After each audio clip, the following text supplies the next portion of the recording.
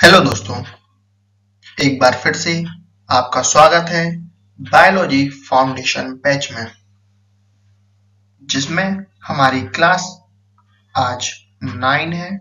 इसके पहले हम क्लास 8 तक कवर कर चुके हैं।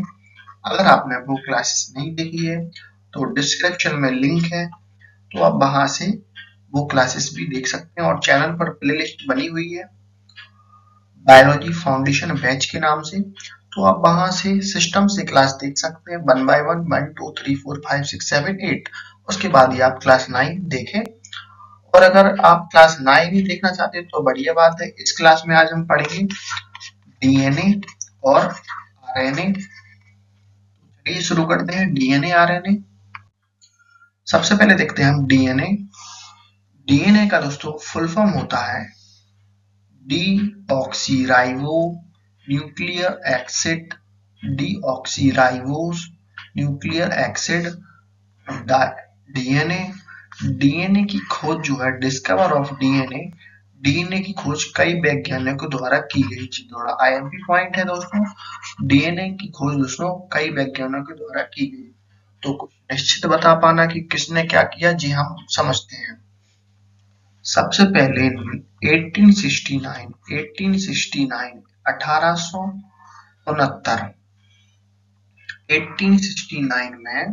1869 में फ्रेडरिश मीशर ने न्यूक्लियर एसिड की खोज की। न्यूक्लियर एसिड की खोज की किसने? फ्रेडरिक मीशर ने न्यूक्लियर एसिड की खोज की। आप मेरे साथ इसको दोहराएं, आप मेरे साथ इन नामों को दोहराएं तो आपको सबकॉन्शियस माइंड में, आपको दिमाग में कहीं ना कहीं आपको ये बातें बैठ जाएंगी। आप मेरे साथ बोलेंगे हर एक चीज तो आपको चीजें दिमाग में बैठ जाएंगी। आप बोलिए 1869 में 1869 में फ्रेडरिक मीशर ने न्यूक्लियर एसिड की खोज की। फ्रेडरिक मीशर ने न्यूक्लियर एसिड की खोज की। ठीक है। फिर उसके बाद दूसरा पॉइंट है 1953 में जेम्स वॉटसन और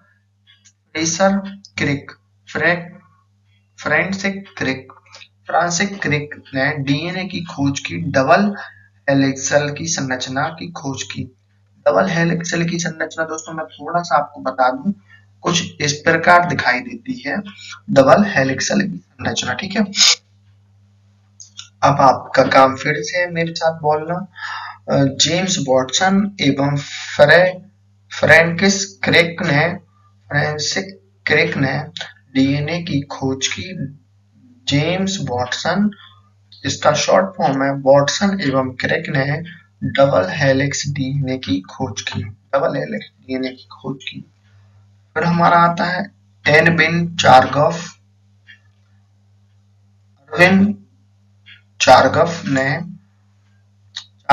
रूल दिया। अरविंद चारगफ रूल दिया, जिसमें बताया कि एडेनिन का जो पेयर बनता है वो थायमिन से, गुआनिन का पेयर बनता है साइटोसिन से। ठीक है। एडेनिन का जो पेयर बनता है वो थायमिन से, गुआनिन का पेयर बनता है साइटोसिन से। इसका मतलब दोस्तों जो डीएनए आपस में जुड़े होते हैं, बीच में जो बॉन्ड बने होते हैं, ए का पेयर बनता है टी से, जी का पेयर बनता है सी से। इसको हम थोड़ा आगे चल के डिटेल में हम समझेंगे जब हम डीएनए को स्ट्रक्चर में समझेंगे। ठीक है। तो आपने अभी तक क्या सीखा? डीएनए की खोज में फ्रेडरिक मीशर ने न्यूक्लियर एसिड की खोज की। वॉटसन क्रिक ने डबल हेलिक्स डीएनए की खोज की। और एरविन चॉर्फर रूल दिया, जिसमें बताया कि एडेनिन थायमिन से, गुआनिन साइटोसिन से खोज की। अब आप वीडियो को पॉज कीजिए और सभी चीजों को जो भी आपको स्क्रीन पर दिखाई दे रही है उसको पढ़िए। एक बार, दो बार पढ़िए। अगर आप पढ़ेंगे तो आपको याद होगा। को याद होगा तो हम आगे चल के जब प्रैक्टिस क्वेश्चन पढ़ेंगे सेल टॉपिक के, तो आपको बहुत आराम से बनेंगे। अगर आपको वो आराम से बन गए तो आप एग्जाम में 4 देंगे। चलिए आगे देखते हैं। डीएनए का structure, structure of DNA. DNA का स्ट्रक्चर हम समझते हैं double helix structure. Double helix structure दोस्तों क्या होता है, कुछ इस प्रकार से जी एग्जाम्पल दिया गया है। जी दोस्तों एक्स लिख गया है भाई, ये MIX नहीं है, जो एक एग्जाम्पल दिया गया है।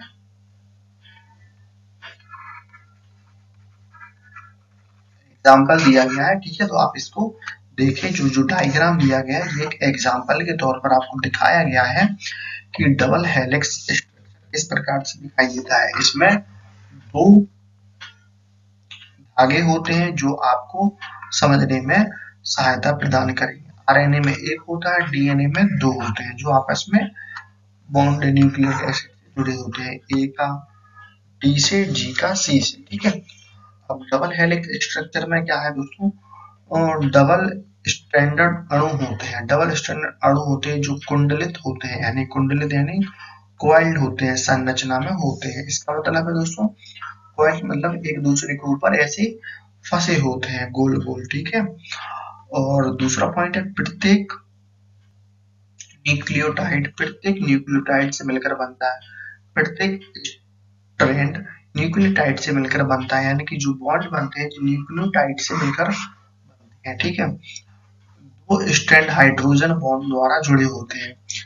वो 2 स्ट्रैंड होते हैं, जैसे कि दोस्तों मैं आपको बहुत सिंपल भाषा में बताना चाहता हूँ इसका एग्जाम्पल, जैसे कि ए का पेयर टी से बनता है, तो ए कुछ इस प्रकार से आएगा यहाँ से, ठीक है, ए कुछ इस प्रकार से आएगा, और यहाँ से टी कुछ इस प्रकार से आएगा, ठीक है। अब ये दोनों जो जुड़े होते हैं, ये दोनों बीच में जो जुड़े होते हैं उसको हम कहते हैं हाइड्रोजन बॉन्ड। ये दोनों का स्ट्रक्चर कुछ इस प्रकार, इसके अंदर दोनों आपस में जुड़े होते हैं, ठीक है। इसको कहते हैं हाइड्रोजन बॉन्ड द्वारा जुड़े होते हैं। आप इतना समझ चुके होंगे। डबल हेलिक्स स्ट्रक्चर में डबल स्ट्रैंडेड होते हैं, न्यूक्लियोटाइड से मिलकर बना होता है, हाइड्रोजन बॉन्ड द्वारा जुड़े होते हैं। आगे देखते हैं। अब देखते हैं न्यूक्लियोटाइड और उसके घटक। न्यूक्लियोटाइड क्या होता है दोस्तों, डीएनए के प्रत्येक न्यूक्लियोटाइड 3 भागों से मिलकर बने होते हैं। पहला है शर्करा यानी शुगर, दूसरा है फास्फेट, तीसरा है नाइट्रोजन बेस, ठीक है। इनसे मिलकर बने होते हैं ये सारे।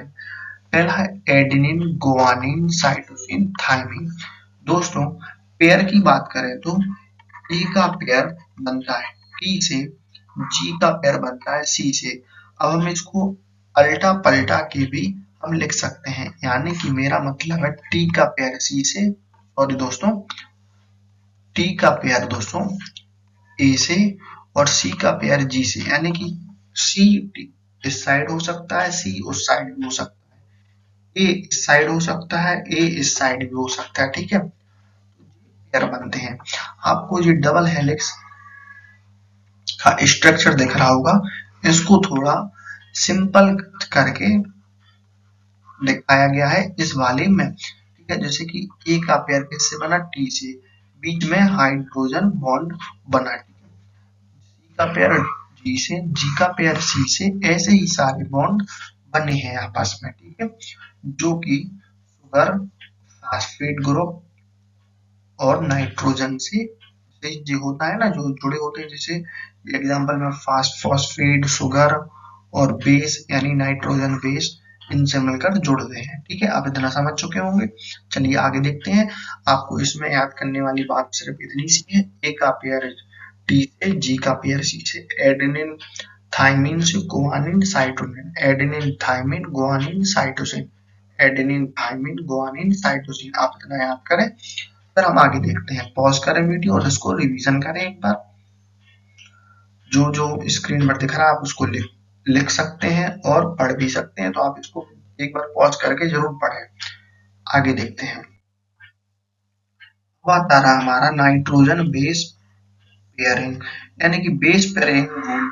बेस पेयरिंग रूल मतलब कि एडेनिन हमेशा थाइमिन से जुड़ता है, ग्वानिन हमेशा साइटोनिन से जुड़ता है। इसका मतलब है दोस्तों कि एडेनिन का पेयर हमेशा थाइमिन से बनेगा और ग्वानिन का पेयर हमेशा साइटोनिन से बनेगा। कभी ऐसा नहीं होगा कि एडेनिन का पेयर ग्वानिन से बन जाए या ग्वानिन का पेयर थाइमिन से बन जाए, ऐसा कभी नहीं होगा। ठीक है, ऐसा कभी भी नहीं होगा। किसी भी कंडीशन में किसी और का पेयर किसी और से नहीं बनेगा। एडेनिन का पेयर थाइमिन से ही बनेगा, ग्वानिन का पेयर साइटोनिन से ही बनेगा। इन दोनों को बस हम इनकी पोजीशन को आपस में एक्सचेंज कर सकते हैं। इनकी पोजीशन को हम आपस में एक्सचेंज कर सकते हैं। इसका मतलब है दोस्तों, मैंने अभी आपको पिछली सीट में बताया था कि जैसे कि एडेनिन का पेयर अगर थाइमिन से बना तो थाइमिन का पेयर एडेनिन से भी बन सकता है, ग्वानिन का पेयर साइटोनिन से बना तो साइटोनिन का पेयर ग्वानिन से बन सकता है। ये चारों की चारों सही बातें हो जाती हैं, जैसे कि आपको इस बेस पेयर में दिखाई दिया होगा। आप इसको स्क्रीनशॉट भी ले सकते हैं, तो आप इसको समझें। अब हम क्लास में आगे समझते हैं। आपको एक डीएनए का स्ट्रक्चर है जी, और क्रोमोसोम का CHROMOSO क्रोमोसोम क्रोमोसोम का स्ट्रक्चर है दोस्तों। क्रोमोसोम कुछ ऐसा दिखाई देता है, ठीक है। और क्रोमोसोम के अंदर ही होता है दोस्तों क्या, डीएनए से। या मुझे इसके क्रोमोसोम डीएनए से मिलकर बना होता है जो एग्जांपल। ये सारे इसके बॉन्ड है, adenine thymine guanine cytosine. Adenine thymine guanine cytosine, ये सारे बॉन्ड्स बने हुए हैं। जैसे कि एडेनिन का थाइमिन से, ग्वानिन का साइटोनिन से, थाइमिन का एडेनिन से, जैसे कि यहाँ पर ग्वानिन का साइटोनिन से, ऐसे सारे जो बॉन्ड बने हुए हैं इस डीएनए में। तो आप इतना समझ चुके होंगे, ठीक है। आगे देखते हैं। आपको फिर से मैं बॉन्ड बता दूं, आपको याद करना बहुत आवश्यक पड़ जाता है ये सारी चीजें, कि एडेनिन का पेयर थाइमिन से बनता है, ग्वानिन का पेयर साइटोनिन से बनता है, पेयर 1 ऐसा बनता है, पेयर 2 ऐसा बनता है, ठीक है। फॉस्फेट बैकबोन, जो बैकबोन का नाम है, ये सारी चीज मैं आपको एक रेड कलर से बना के दिखा दूं। ये सारा जो मैं रेड कलर से बना के दिखा रहा हूँ, इसको कहते हैं फास्फेट बैकबोन। फास्फेट शुगर से बनी होती है जी,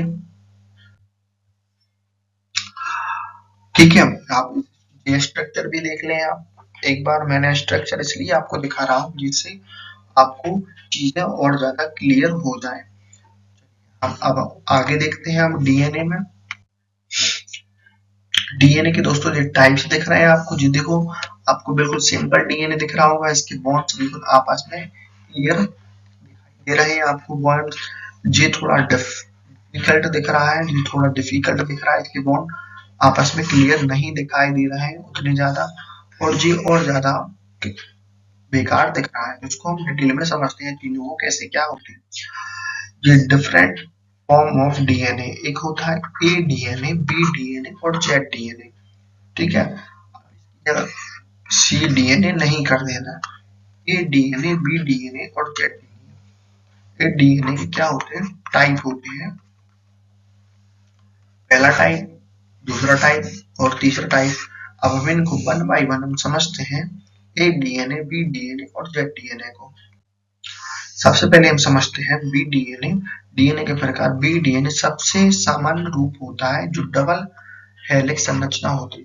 सामान्य रूप होता है दोस्तों, सबसे सामान्य रूप होता है या सिंपल होता है, जैसा कि डीएनए होता है, और इसमें डबल हेलिक्स होते हैं, ठीक है। कोई इसमें ज्यादा झंझट वाली बात नहीं है।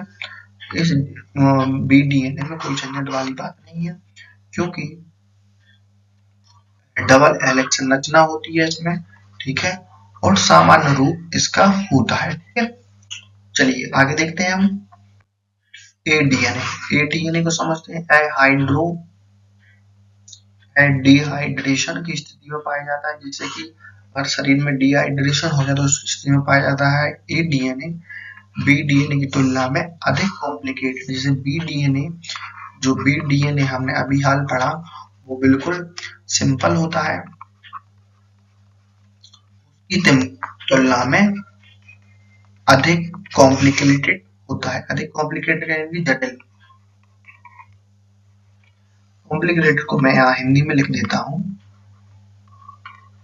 जटिल होता है दोस्तों ए डीएनए, बी डीएनए की तुलना में अधिक जटिल होता है ए डीएनए। हमारा जेड डीएनए दाएं बाएं मुड़े वाले लेफ्ट हैंडेड डीएनए होते हैं और ये सबसे जटिल होते हैं।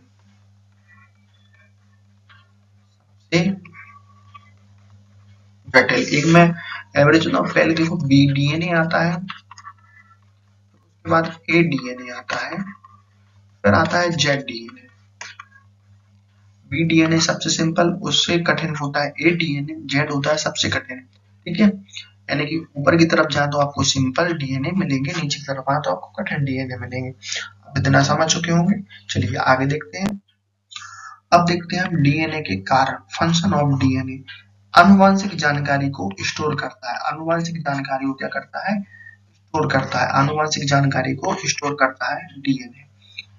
सेल डिवीजन, मीटोसिस माइटोसिस के दौरान जानकारी कॉपी करता है, यानी कि सेल को डिवीजन यानी कि विभाजित करता है। ठीक है, आरएनए के लिए टेम्पलेट प्रदान करता है। आरएनए के लिए क्या करता है? टेम्पलेट प्रदान करता है।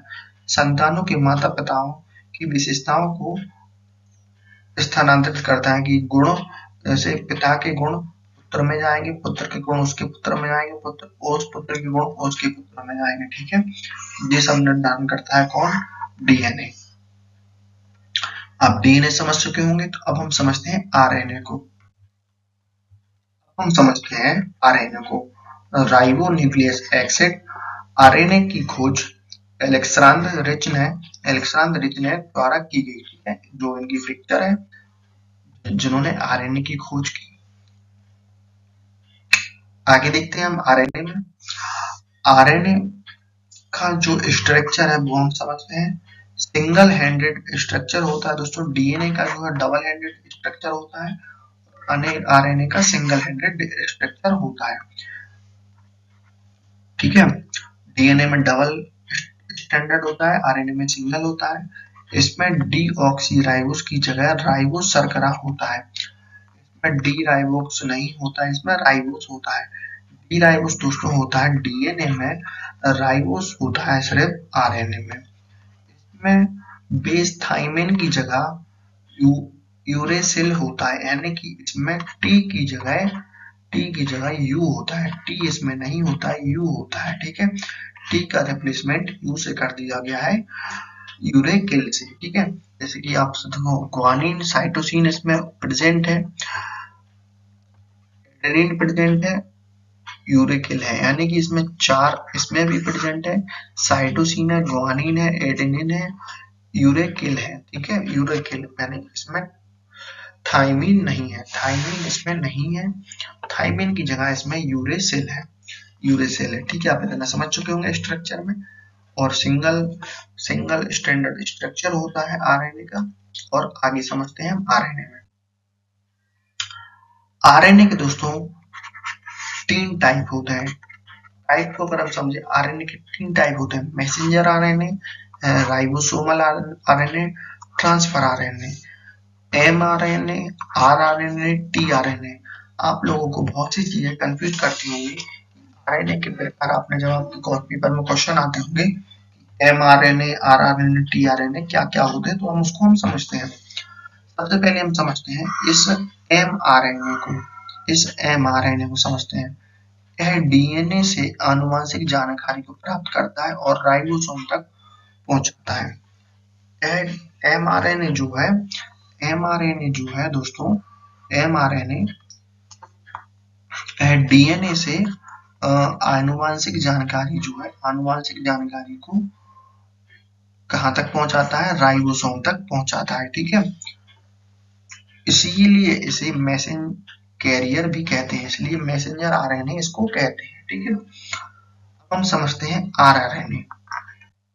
पहले उसने देखो मैसेंजर आरएनए ने क्या किया, डीएनए से राइबोसोम तक पहुंचा दिया आनुवंशिक जानकारी को। अब आता है हमारा टीआरएनए। टीआरएनए जो आपको इस एग्जाम्पल में कुछ इस तरह दिखाई दे रहा हो। टीआरएनए है अमीनो एसिड को राइबोसोम तक ले जाने का कार्य करता है। अमीनो एसिड होता है दोस्तों, अमीनो एसिड होता है उसको कहाँ तक ले जाने को करता है, राइबोसोम तक। राइबोसोम तक उसको ले जाने में कार्य करता है ट्रांसफर आरएनए। इसे अमीनो एसिड कैरियर भी कहते हैं, इसे अमीनो एसिड कैरियर भी कहते हैं। फिर आता है दोस्तों हमारा आरआरएनए। आरआरएनए जो आपको मिडिल में दिखाई दे रहा होगा, आरआरएनए कुछ इस प्रकार से दिखाई दे रहा है। यह राइबोसोम का निर्माण करता है, जो राइबोसोम का निर्माण करता है आरआरएनए।